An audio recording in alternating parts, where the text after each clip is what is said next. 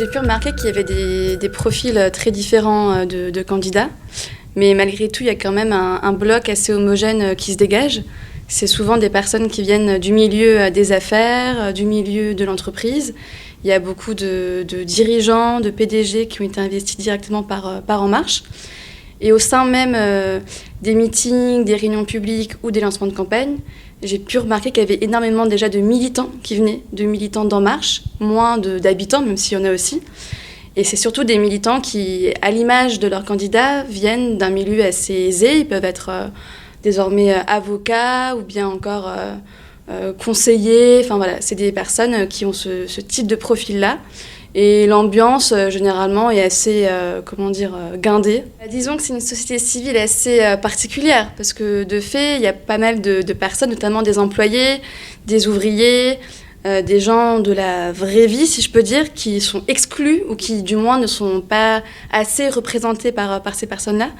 Il y a une étude qui est sortie la semaine dernière du Cevipof qui montre qu'il y a seulement 8,5% des candidats d'En Marche qui sont issus de classes populaires, alors qu'il y a 68,5% de ces candidats-là qui sont issus de classes aisées. Donc dans les classes aisées, on peut parler de patrons de TPE, de personnes qui sont avocates, médecins, etc. Donc on sent quand même qu'il y a un décalage énorme et que finalement c'est un peu un grand remplacement, c'est-à-dire qu'avant c'était beaucoup des personnes aussi qui venaient de Sciences Po ou de l'ENA, et maintenant c'est beaucoup des profils type HEC, ESSEC. Pas tous, mais disons qu'en tout cas ceux que j'ai rencontrés ne sont pas des novices de la politique. C'est-à-dire qu'auparavant, ils étaient militants au sein du PS, au sein de l'UDI. Ils ont aussi été des fois conseillers auprès de ministres. Je pense notamment à Benjamin Griveaux, qui lui est investi dans la 5e circonscription de Paris, qui lui était conseiller spécial auprès de Marisol Touraine. Il y en a d'autres aussi qui font partie des bureaux politiques. Enfin voilà, les profils sont très variés, mais globalement, très franchement, il y a quand même très peu de novices. Et puis, c'est aussi des gens qui se sont formés au sein d'En Marche, même ceux qui débutent. Et voilà, c'est des gens qui ont participé aux comités locaux, au sein d'En Marche, au sein du mouvement, pendant la campagne présidentielle. Donc certes, ça fait pas des années qu'ils sont en politique, mais tout de même, ils ont reçu une formation politique de la part d'En Marche tout au long de la campagne présidentielle. Vu qu'il y a des profils différents, c'est-à-dire qu'il y a des candidats qui viennent de la gauche, d'autres de la droite, d'autres du centre. Donc de fait, il y a des différences entre les candidats, mais ils se retrouvent quand même autour de valeurs communes, que sont par exemple la défense du libéralisme, ou encore l'Europe. L'Europe, c'est aussi un thème qui revient très très souvent.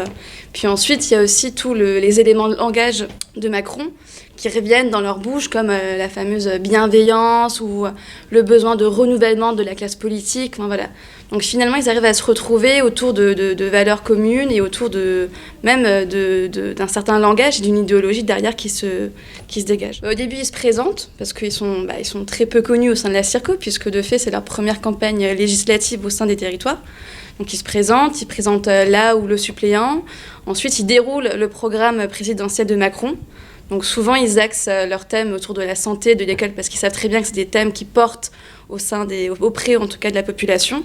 Et ensuite, des fois, il y a des questions, des réponses entre le candidat et les habitants. Et souvent, en tout cas, la réunion publique auquel j'ai assisté, c'était une réunion publique de Stanislas Guérini. Les habitants posaient des questions très concrètes sur les difficultés qu'ils rencontraient au sein du territoire. Et puis, on sentait quand même qu'il y avait un certain flottement de la part du candidat qui, n'était pas tout à fait préparé à faire face à ce type de questions. Du genre, dans mon parc, là, à côté, tous les soirs, il y a des gens qui viennent dans le parc, ça nous dérange, ça fait du bruit, on se sent pas assez en sécurité, comment est-ce que vous pourriez faire pour...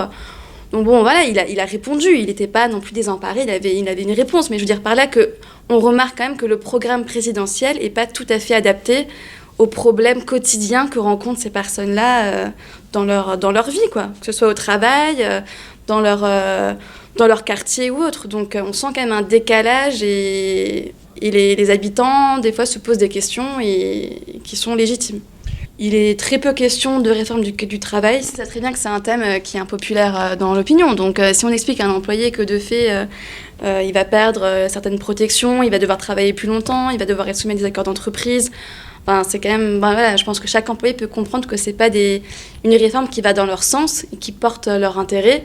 Donc de fait, ils essayent du mieux qu'ils peuvent de ne pas en parler ou alors d'en parler en catimini. Enfin voilà, c'est pas le sujet principal qu'ils abordent au sein de leur réunion.